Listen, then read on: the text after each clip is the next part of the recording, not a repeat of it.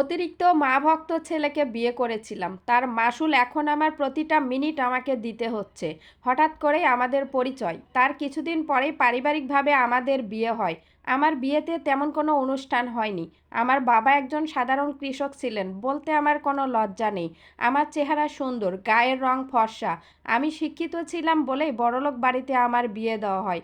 বিয়ের দিন বাসায় অনেক মানুষ থাকায় আমার ঘুমোতে অনেক লেট হয়। পরের দিন সকালে ঘুম থেকে উঠে সবাইকে নাস্তা দিয়ে ঘর মুছে কাপড় চোপড় ধুয়ে আমি বেশ ক্লান্ত। এখন সকাল প্রায় 11টা বাজে। ভীষণ ক্ষুধা লেগেছে, কিন্তু সবাই খেয়ে উঠলেও আমাকে কেউ খেতে বলল না। তবে আমি সবার সাথে খেতে বসেছিলাম, কিন্তু আমার শাশুড়ি আমাকে উঠিয়ে দিয়ে রাগ করে বলল, তুমি জানো না, বাড়ির বউরা আগে খেলে সংসারে অমঙ্গল হয়, তুমি সবার শেষে খাবে। এরপর আশেপাশের সবাইও আত্মীয় স্বজন আমাকে দেখতে আসলো। সবার জন্য নাস্তা বানিয়ে দিলাম, নিজের আর খাওয়া হলো না। এরপর আমার খালা শাশুড়ি এসে বলল, আজকে দুপুরের রান্নাটা বউয়ের হাতে খাবো। কিছুটা হলেও মন খারাপ আর পেটে ভীষণ ক্ষুধা। কি আর করার, চলে গেলাম রান্নাঘরে রান্না করার জন্য। রান্না করতে করতে প্রায় বিকাল 3টা বেজে গেছে। বেশ কয়েক পদের রান্না করেছিলাম, তবে এখনও সকালের খাবার আমার খাওয়া হয়নি। এর মাঝে ভেবেছিলাম টেবিলে খাবার রাখা আছে, ওখান থেকে খেয়ে নিব, কিন্তু আমার শাশুড়ি আমাকে যেভাবে চোখে চোখে রাখতেছিল তাই আর সাহস হলো না। এদিকে আমার স্বামী একটা বারও জানতে চায়নি আমি খেয়েছি কি না। তার সামনে থেকেই কিন্তু আমাকে আমার শাশুড়ি খাবার টেবিল থেকে তুলে দিয়েছিল। সবাইকে খেতে দিয়ে প্রায় 4টার দিকে আমি খেতে বসলাম। শাশুড়ি আম্মা তখন বলল, তোমার মা কি তোমাকে এতটুকু শিখায়নি যে সবার খাওয়া দাওয়ার পর থালা বাসন মেজে ঘর বাড়ি পরিষ্কার করতে হয়? শাশুড়ি আম্মার এসব কথা শুনে আমি আবারও খাবার টেবিল থেকে উঠে গেলাম। অনেকগুলো থালা বাসন ছিল, আর রান্না করতে গিয়ে কতগুলো থালা বাসন নোংরা হয় সেটা তো সবাই জানেন। আমি প্রথম দিন আমার শাশুড়ির ব্যবহার দেখে খুবই অবাক হলাম। যেখানে আমি সকালে নাস্তা করিনি, দুপুরের খাবার পর্যন্ত খেতে পারলাম না, সেখানে আমার শাশুড়ি আমার সাথে কিভাবে এমনটা করতে পারে? আমার বাবার সামর্থ্য অনুযায়ী আমাকে আমার বাবা একটা গলার চেন দিয়েছিল। এটা গলায় দেখে আমার খালা শাশুড়ি বলে উঠল, এখানে আসো তো।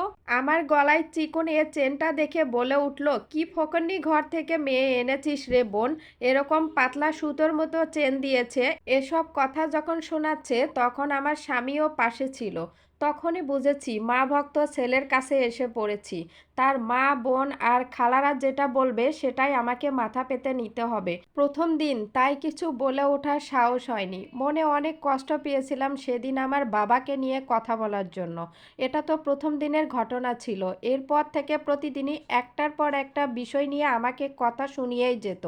মাঝে মাঝে যখন আমার মন খারাপ হতো তখন আমার জামাইকে শুনিয়ে শুনিয়ে আমার শাশুড়ি বলতো, এ ঘরে ও কাজ করতে চায় না, তোর বউ কি এখানে সংসার করতে আসছে নাকি?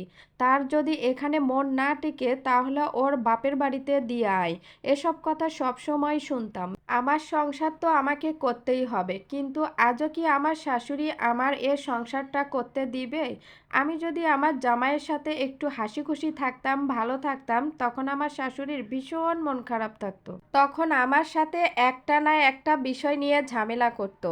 আমি যদি তার ছেলেকে আপন করে নেই, আমার স্বামী সারাদিন বাসায় থাকতো না, কারণ সে জব করত।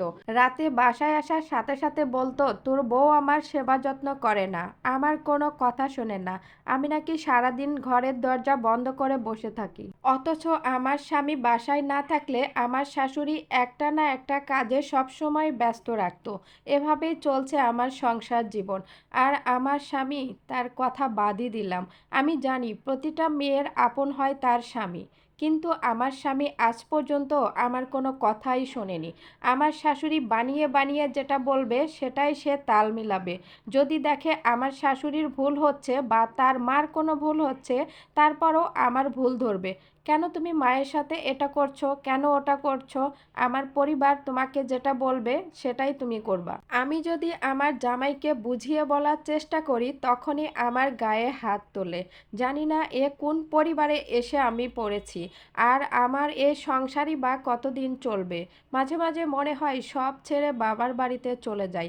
অতিরিক্ত মা ভক্ত ছেলেরা যে এতটা ভয়ঙ্কর হয় সেটা আমার কল্পনার বাইরে ছিল। ভিডিওতে প্রতিটা কথা একটা আপুর লাইভ থেকে নেওয়া।